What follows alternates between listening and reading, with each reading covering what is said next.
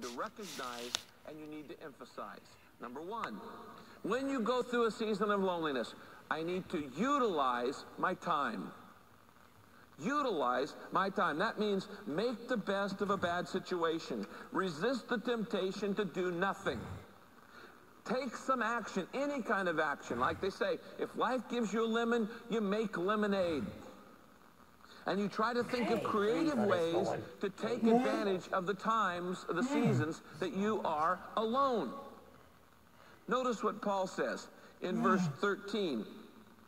In verse 13 he says, bring my books and bring my coat. When you come, bring the cloak I left with Carpus and bring my books, especially the parchments. Now what's he saying here? He's saying, well, if I'm going to be alone, I may as well be comfortable and productive. And those are two things you ought to do in the phase of loneliness. Be comfortable and productive. He says, bring my coat and bring my books.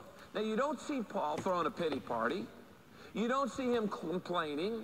You don't see him giving up, because he's here in his last days and all of his friends are gone and he's lonely and he can't just pick up a phone and reach out and touch somebody.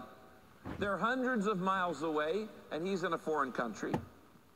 And he doesn't say, hey, is this the reward I get for 30 years of ministry? This is Paul, the greatest Christian who ever lived, next to Jesus himself.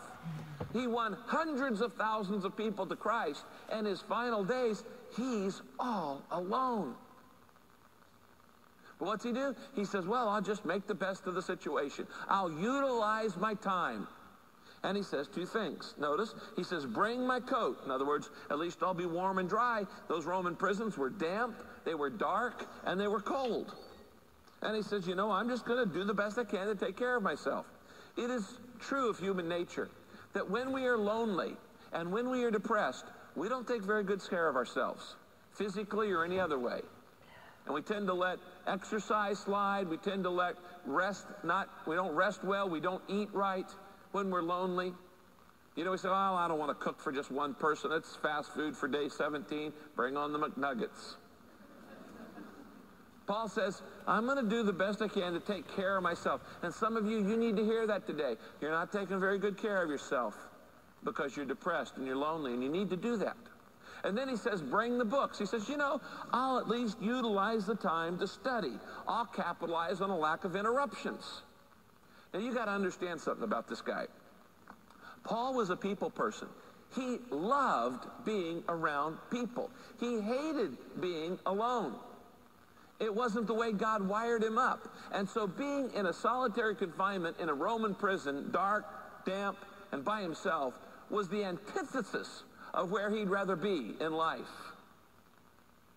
And yet he says, you know what? I'll make the best I can of it. Bring my books. I can do some studies. I got an idea. I'll write some letters. Aren't you glad Paul wrote some letters?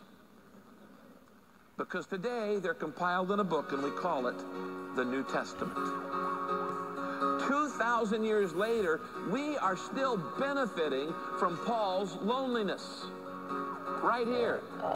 If he hadn't been in prison, do you think he would have taken the time? No. He's an activist. And the only way God could slow him down was to put him in solitary confinement. And he thought, well, I'll just